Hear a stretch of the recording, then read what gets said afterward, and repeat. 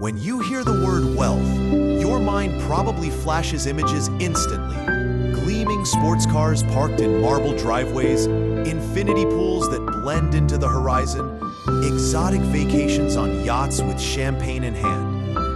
That's the image the world sells you. That's the dream billboards plaster across your mind from the moment you're old enough to watch TV or scroll on a phone. But here's the uncomfortable truth.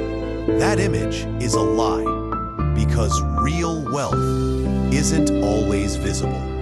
In fact, the richest people I've ever met don't look like the magazines. They look peaceful. Their shoulders are tight with stress. Their eyes aren't darting to their phone every 30 seconds.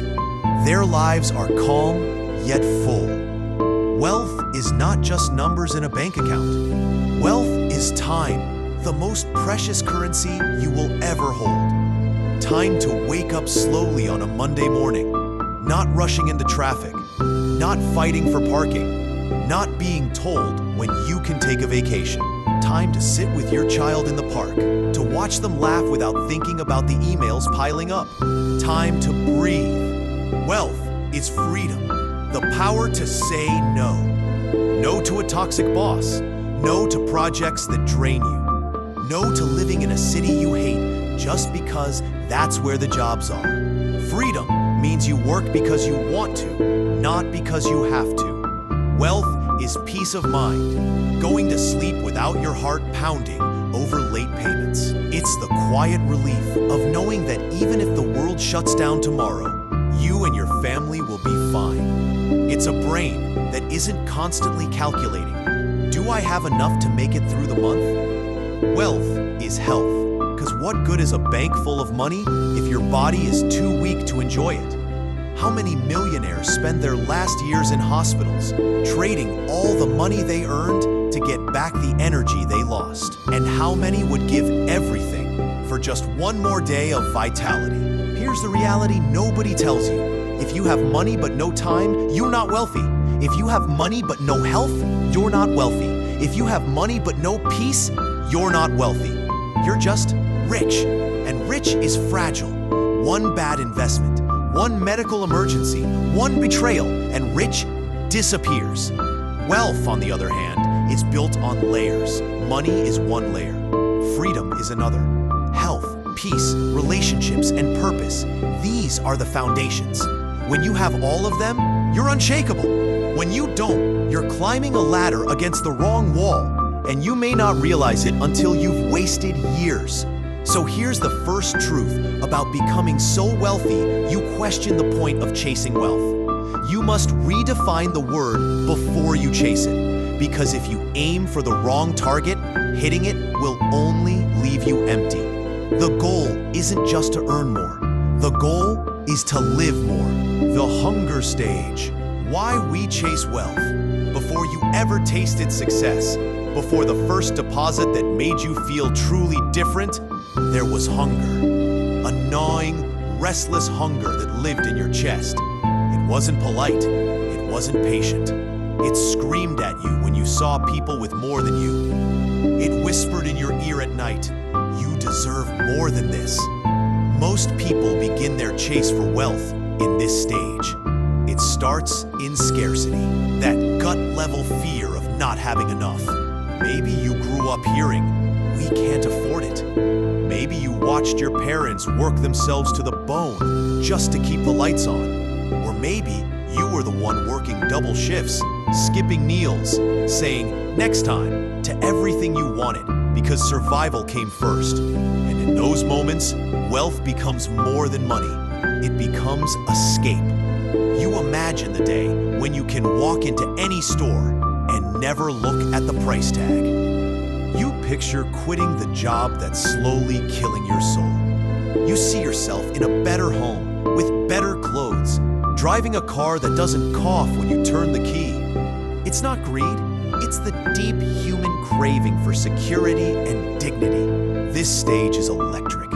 It makes you get up before sunrise. It keeps you working long after everyone else has gone home. It forces you to say no to weekends, to parties, to anything that takes you off the path. Because you're not chasing a dream.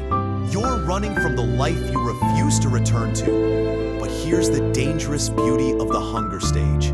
It's the most powerful fuel you will ever feel, and the most blinding. When you're in it, you believe money is the cure for everything. Loneliness? Money will buy freedom. Stress? Money will fix it. Pain? Money will make it go away. You tell yourself, once I have enough, I'll finally relax. I'll finally live. This is why so many people, even after making millions, still feel broke inside. Because they never left the hunger stage, they just upgraded the menu. In the beginning though, this hunger is your ally. It's the fire that gets you moving. It's the reason you put in the hours when nobody's watching. It's the push that turns an ordinary life into something extraordinary. But if you stay in this stage too long, you'll miss the point. The chase will consume you. And one day, you'll wake up with everything you thought you wanted. And you'll ask yourself the question no one prepares you for. Why doesn't it feel like I thought it would? The climb, building massive wealth. Hunger gets you moving, but the climb is where the real transformation begins. This is the stage where dreams stop being daydreams and start turning into bank deposits, where every morning feels like an opening bell and every night feels like a scorecard. It's the grind, the relentless push upward. And here's the truth. This is the most thrilling and exhausting part of the journey. When you're in the climb, you stop waiting for opportunities. You start making them. You learn to move fast. You take risks that make other people's stomachs twist. While they're hesitating, you're already 3 steps ahead. While they're thinking, what if I fail? You're thinking, what if I win big? You become obsessed, not just with money, but with the game. The deals, the strategy, the negotiations, the wins and losses.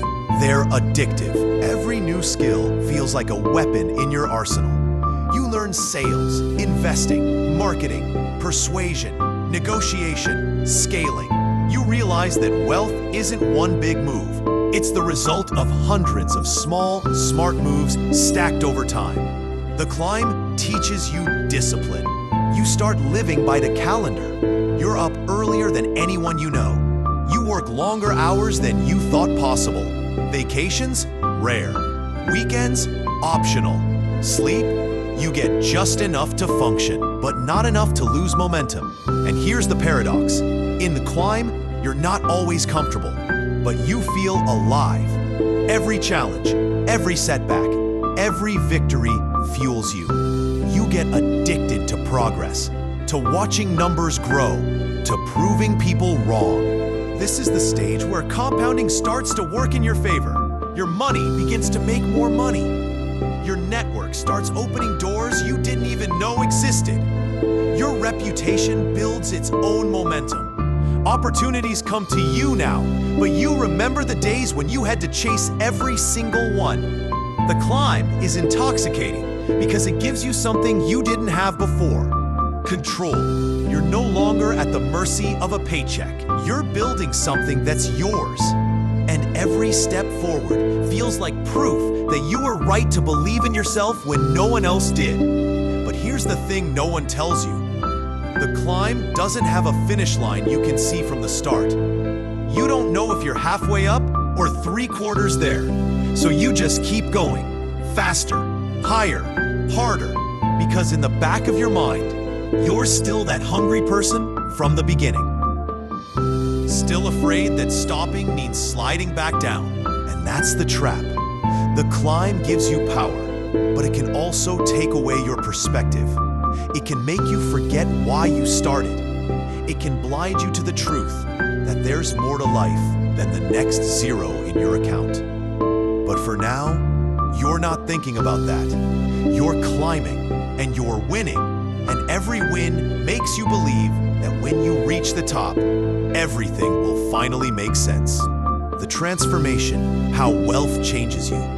There's a moment, and you might not even notice it at first, when the climb starts paying off in ways you can feel. It's not just the bank account anymore. It's the small, almost invisible shifts in your life that whisper, "You've made it further than most." You start making decisions from a place of choice, not desperation. You no longer ask, "Can I afford this?" You ask, "Do I even want this?" You start eating better, dressing better, living in better places. Your surroundings upgrade without you even realizing it. The restaurants, the hotels, the flights. The transformation isn't just material, it's psychological.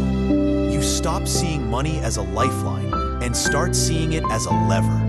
A lever that can move things, open doors, solve problems, create opportunities, not just for you, but for others. And here's something you don't expect.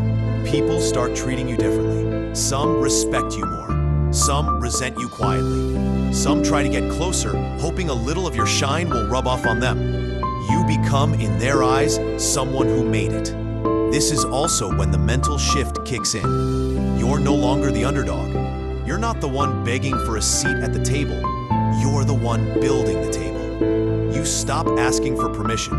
You stop doubting every move. You start trusting your instincts because they've been sharpened by battle. But wealth changes more than just you. It changes your relationships. Some people from your past start feeling distant. Not because you've changed for the worse, but because you've changed, period. You no longer have the same conversations. You no longer share the same struggles. And sometimes, that gap is too wide to bridge. Then there's the lifestyle transformation. You stop counting hours and start counting impact. You stop asking, "How much will this cost me?" and start asking, "How much will this cost my peace of mind?" You begin valuing things you once ignored: time in nature, quiet mornings, genuine conversations. Wealth also gives you a strange kind of confidence, the kind that comes from knowing you can walk away from almost anything. A bad deal, a toxic person, a draining environment, and still be fine. You're no longer trapped in the survival mode you started in. But here's the subtle danger of this stage. With each upgrade, with each win, with each new level of comfort, you can lose touch with the very hunger that got you here. And without that hunger, the climb changes. It becomes less about survival, more about expansion. Less about need, more about what's next. And that's when something else begins to creep in. A quiet thought, a question you push aside at first. If I already have more than I ever imagined, why am I still chasing more? That question is the first crack in the armor. The first sign that the next stage, the paradox of abundance, is coming. The paradox of abundance. There's a strange moment in life, and it doesn't come when you're broke, struggling, or hustling in the trenches. It comes when you have more than enough. You've got the house you once dreamed of. The cars you used to pause and admire are now in your garage. The bank account is strong, the investments are growing, and the worry that once lived in your chest is gone. And yet, some mornings, you wake up and feel nothing. No adrenaline, no urgency, no rush to go conquer the day. Because here's the truth no one tells you. Scarcity makes life sharp. Abundance can make life dull. When you were hungry, every dollar felt like a victory. Every win felt like a step closer to freedom. But now, you buy things without thinking. You experience luxuries without savoring them. You've removed the need, and with it, a certain kind of joy. It's like a video game you've already beaten. Sure, you can keep playing, but the mystery is gone. The thrill of the climb has been replaced with flat ground. This is the paradox of abundance. You worked your whole life to escape the grind, and now you miss the fire it gave you. You thought money would bring endless excitement, but instead, it's brought stillness. And stillness, if you're not ready for it, can feel like emptiness. Some people try to fix this by chasing more. More deals, more properties, more zeros. They pile on achievement after achievement, hoping to reignite the spark. But the truth is, they're not chasing wealth anymore. They're chasing feeling. And here's the kicker. The very thing you fought for, financial freedom, can also take away the struggle that gave your life its meaning. You realize the joy wasn't just in having, it was in becoming. It was in the late nights, the near misses, the risky moves, the moments when you had something to prove. Now, you don't have to prove anything. And that's when the question starts to echo in your mind. If this is what winning feels like, why doesn't it feel like I thought it would? That's not depression. That's not ingratitude. That's a signal, a reminder that the human spirit needs purpose, not just comfort. And once you understand that, you're ready for the next stage, the void at the top. Because nothing exposes your true self faster than standing on the peak and realizing the view isn't what you imagined. The void at the top. You spent years climbing. You fought battles no one saw.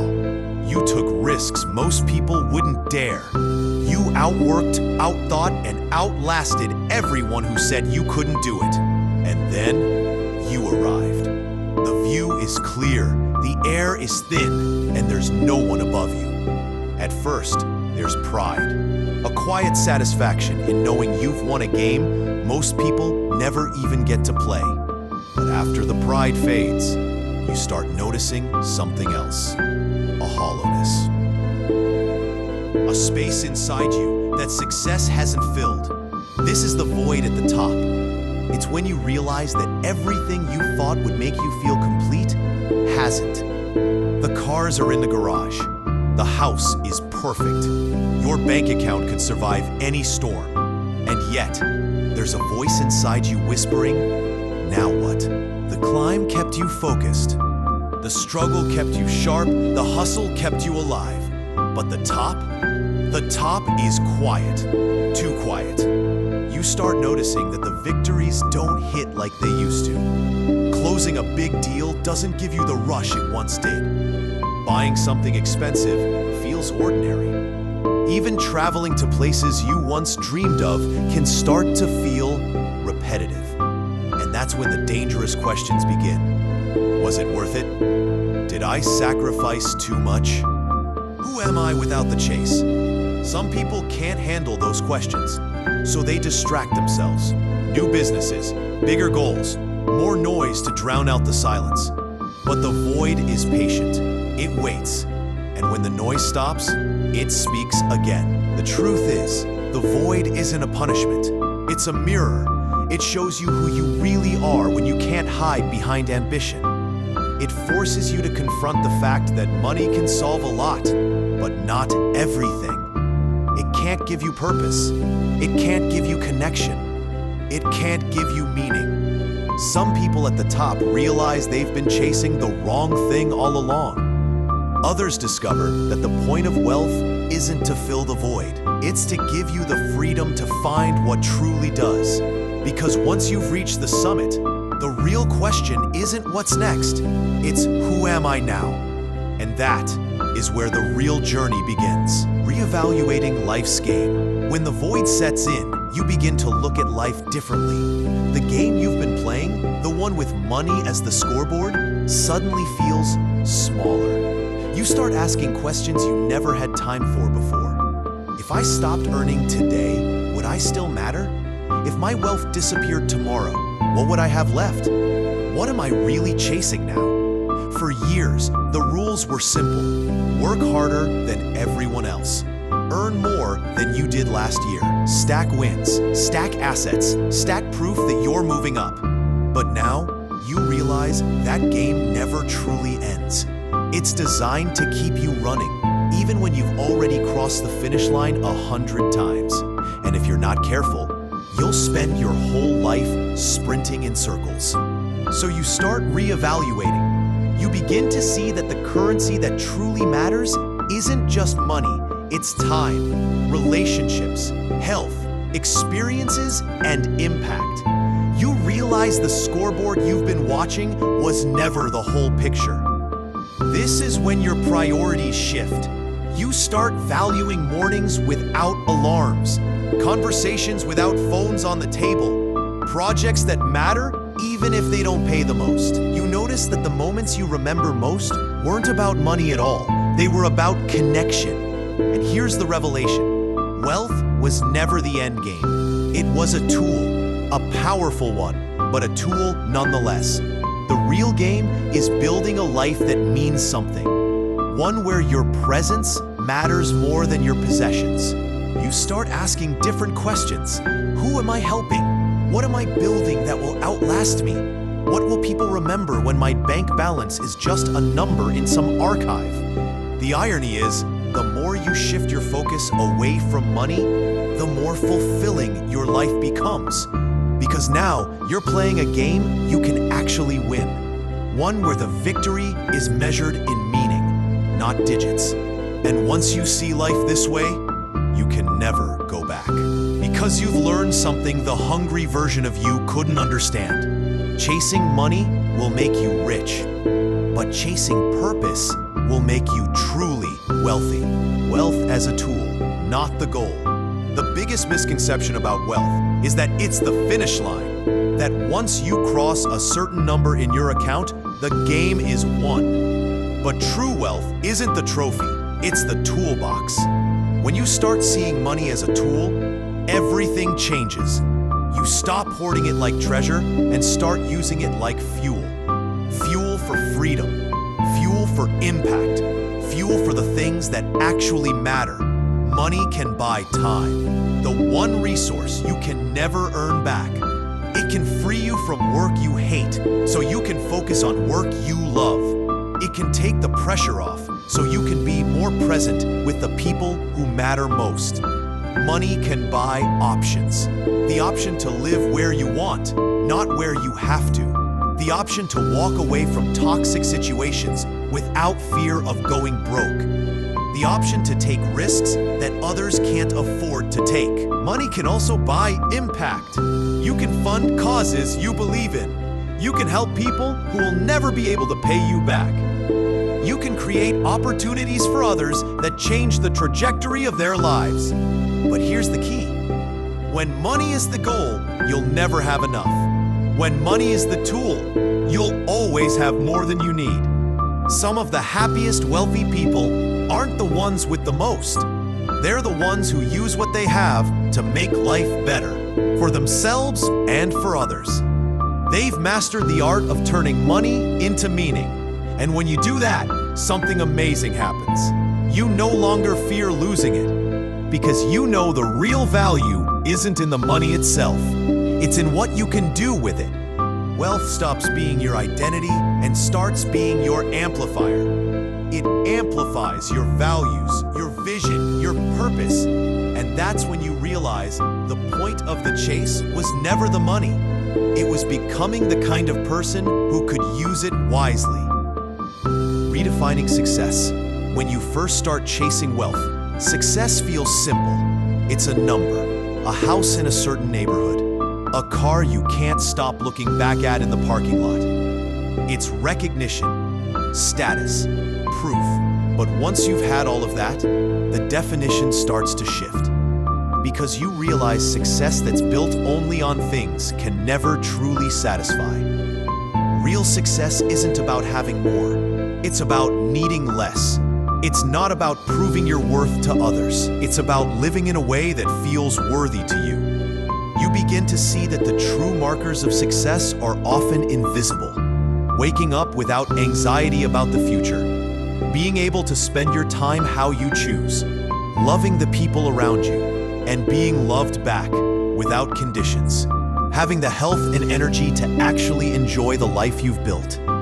You stop asking, how much can I get? And start asking, how much can I give without losing myself? You realize that some of the richest people in the world aren't those with the most zeros. They're the ones who've built lives they don't need to escape from. Redefining success also means letting go of comparison.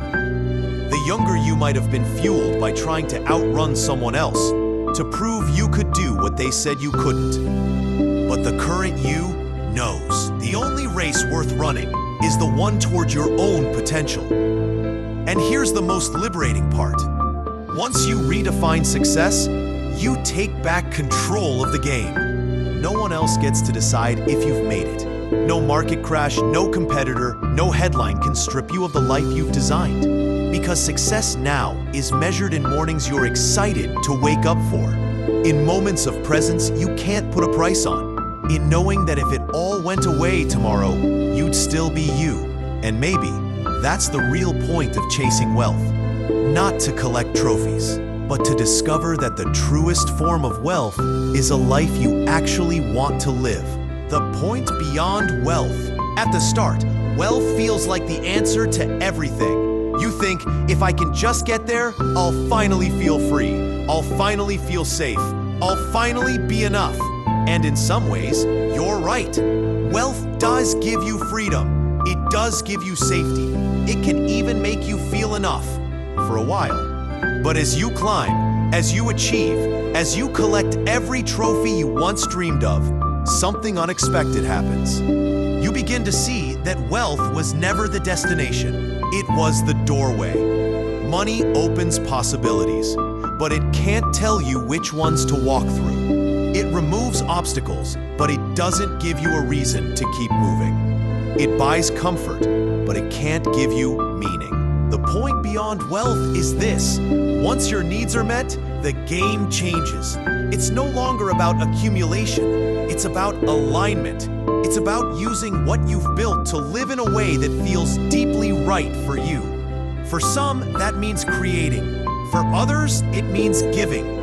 For others still, it means slowing down enough to actually taste the life they've been too busy to enjoy. The irony is, the point you were chasing all along wasn't at the top. It was waiting for you once you stopped climbing. It's found in the mornings you wake up without dread, in the work that excites you, even if it doesn't pay the most, in the people who love you for you, not for what you have. When you understand that, you stop chasing wealth as an end, and you start living as if you already have everything you need. And maybe, just maybe, that's the highest form of wealth there is. The day you realize you no longer need to run because you finally arrived. Not at a number, not at a status, but at a state of being. A life that's rich in every way that truly matters.